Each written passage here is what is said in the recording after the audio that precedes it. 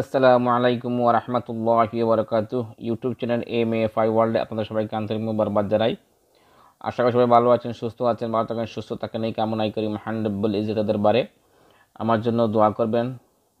আমি যেন প্রতিনিয়ত আপনাদেরকে ইসলামিক ভিডিও আপডেট দিয়ে দুনিয়া এবং আখিরাতের কল্যাণের উসিলা করে দিতে পারি, সেই তৌফিক যেন মহান রব্বুল ইজ্জত আমাকে দান করেন এবং আপনাদেরকে আমল এবং ইখলাসের নিয়তে শোনার তৌফিক দান করেন। ওমা তৌফিক ইল্লা বিল্লাহ, আলাইহি তাওয়াক্কালতু ওয়া ইলাইহি উনীব।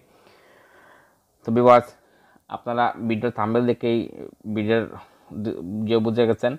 তো আমি একটা কথা বলাচ্ছি না, মূল ভিডিওতে ঢুকে পড়তেছে। তবে মূল ভিডিওতে তার আগে অবশ্যই ভিডিও নিচে আপনার সাবস্ক্রাইব আছে, ওখানে ক্লিক করে সাবস্ক্রাইব করে দেবেন এবং পাশে থাকা বেল আইকনটি ঘন্টা বাটনটি বাজিয়ে রাখবেন, যাতে নতুন কোনো ভিডিও আফটার দেওয়ার সাথে আপনাদের মোবাইলেই প্রথমেই পৌঁছে যায়। তো ভিউয়ার্স, আমি যে বিষয়টা নিয়ে কথা বলবো, সেই বিষয়টা বা সেই আল্লাহর পবিত্র মহিমান্বিত দুইটি নাম নিয়ে কথা বলবো। এই মহিমান্বিত দুইটি নাম নিয়ে রাসূল সাল্লাল্লাহু আলাইহি সাল্লামের বুখারী শরীফ এবং তিরমিজি শরীফেও এই হাদিস কানায় এসেছে। রাসূল সাল্লাল্লাহু আলাইহি সাল্লাম কসম করে বলেছেন যে এই নাম দুটি পরে আল্লাহর কাছে যা চাইবেন, আল্লাহ অবশ্যই আল্লাহ রাব্বুল আলামিন ইনশাআল্লাহ আপনাকে তা দান করবেন। যা চাইবেন, তবে জায়েজ মকসুদ 5 ওয়াক্ত নামাজ পড়ে তা চাইতে হবে। এই আমলের সাথে 5 ওয়াক্ত নামাজ পড়তে হবে। তো এই বিষয়টা আমি আপনাদেরকে উপস্থাপন করবো ইনশাআল্লাহ। হযরত আনাস রাদিয়াল্লাহু তাআলা আনহু থেকে বর্ণিত, আমি একদা রাসূল সাল্লাল্লাহু আলাইহি সাল্লাম এর নিকট বসেছিলাম। একজন লোক সেখানে নামাজ পড়েছিল। সে তার দোয়ার মাধ্যমে আরজ করলো, হে আল্লাহ, আমি আপনার কাছে আমার প্রয়োজন প্রার্থনা করছি। এই উসিলায় যে প্রশংসা ও গুণকীর্তন আপনার জন্য উপযুক্ত। আপনি ছাড়া কোনো মাবুদ নেই। আপনি পরম দয়ালু, অসীম অনুগ্রহদাতা এবং পৃথিবী ও আকাশমণ্ডলীর স্রষ্টা।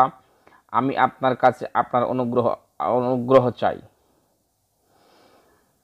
রাসূল সাল্লাল্লাহু আলাইহি সাল্লাম বলেন, এ বান্দা আল্লাহর ইসমে আজমের উসিলায় দোয়া করেছে। ওই উসিলায় আল্লাহর কাছে দোয়া করলে দোয়া কবুল হয় এবং আল্লাহর লজ্জা লেগে যায়। বান্দা যা চায় তা না যাওয়া পর্যন্ত আল্লাহর লজ্জা লেগে যায়। এই হাদিসটি তিরমিজি শরীফেও এসেছে এবং বুখারী শরীফেও আছে। আর এই দোয়াগুলার কোরআন নিয়ম হচ্ছে, হযরত ফুজালা ইবনে ওয়াইদা রাদিয়াল্লাহু তাআলা আনহু বর্ণনা করেন, রাসূল করিম সাল্লাল্লাহু আলাইহি সাল্লামকে এক ব্যক্তিকে দোয়া করতে শুনলেন। সে দোয়া আল্লাহ পাকের প্রশংসা করল না এবং রাসূল সাল্লাল্লাহু সাল্লামের উপর দুরূদ শরীফ পাঠ করল না। এতে রাসূল আকরাম সাল্লাল্লাহু আলাইহি সাল্লাম বলেন, লোকটিকে তড়িঘড়ি করে দোয়া করছে।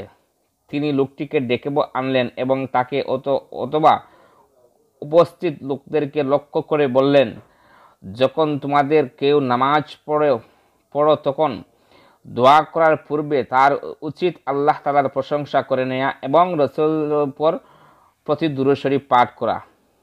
এরপর যা ইচ্ছা তা চাও। তিরমিজি শরীফ এবং আবু দাউদ শরীফে এই হাদিসটিও এসেছে।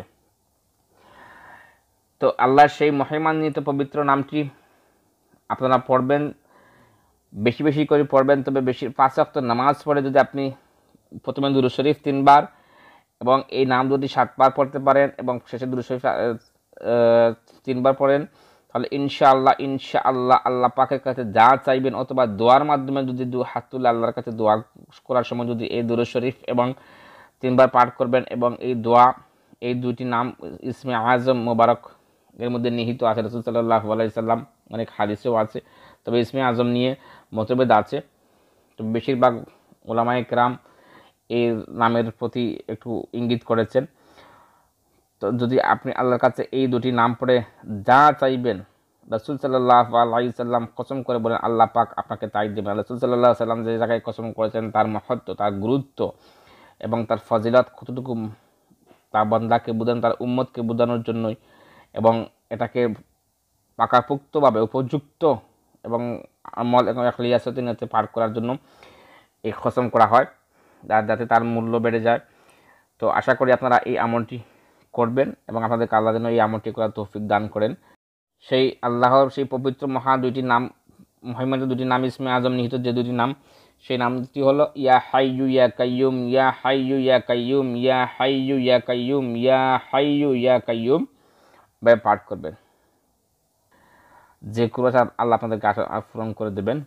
তো ভালো থাকুন। যদি ভিডিওটা থেকে ভালো লাগে থাকে তাহলে অবশ্যই শেয়ার কমেন্ট করে জানিয়ে দেবেন, শেয়ার করে দেবেন, সোশ্যাল মিডিয়ায় শেয়ার করে দেবেন এবং কমেন্ট করে জানিয়ে দেবেন ভিডিওটা কেমন হলো, এবং অবশ্যই এটা লাইক দিবেন। তো ভালো থাকুন, সুস্থ থাকুন, আগামী ভিডিও আগ পর্যন্ত। আসসালামু আলাইকুম।